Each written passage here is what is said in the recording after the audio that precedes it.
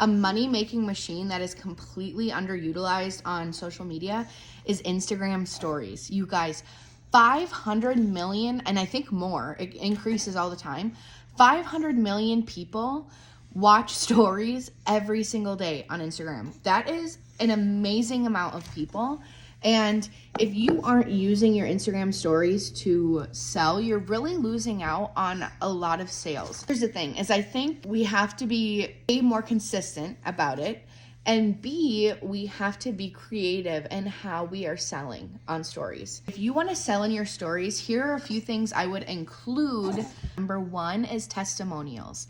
This is a great place to screenshot some testimonials from real people who've used your products or services. Number two is a link straight to that product or service to purchase, because we are all busy, we're overwhelmed. The easier you can make it for us to purchase, the more likely we are to convert. Number three is behind the scenes stuff. So a huge one that I think, selling a service, and say it's like, for me, the Brandican Besties. If you can showcase what that looks like in an insider view to show them like, this is what you're missing, this is what it looks like.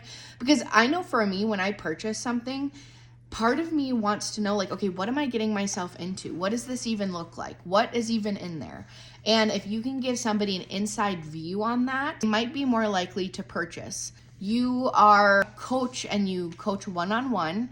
You could always showcase like a time lapse of you during a coaching call so they can kind of see your emotions, your expression, mannerisms, just to see if maybe like it would be a good fit. Sometimes people like to just see what it would be like to be on a coaching call with you. If you're a product-based business, you could always showcase behind the scenes of like what it looks like merchandised in the warehouse, unboxing, trying it on. Number four would be to answer common questions. People want to know what they're getting themselves into, and if you can answer their questions as a whole, because let's be honest, if you're getting questions from some audience members, everyone is going to ask the question. So if you answer those questions on your stories, the 10 or so people who didn't ask you at least get the answer, and then they might convert. Even though the goal is to make sales, I think these types of things are important to do too, because as a business owner, I want it to be the right fit for each member. So if somebody reads the facts or sees the behind the scenes and thinks, oh, this isn't really what I was wanting, or this isn't a good fit for me, I am so happy that they figured that out before they joined and then were really disappointed. Things obviously help with sales, but I do think it also helps with making sure that the people who do convert are your ideal people.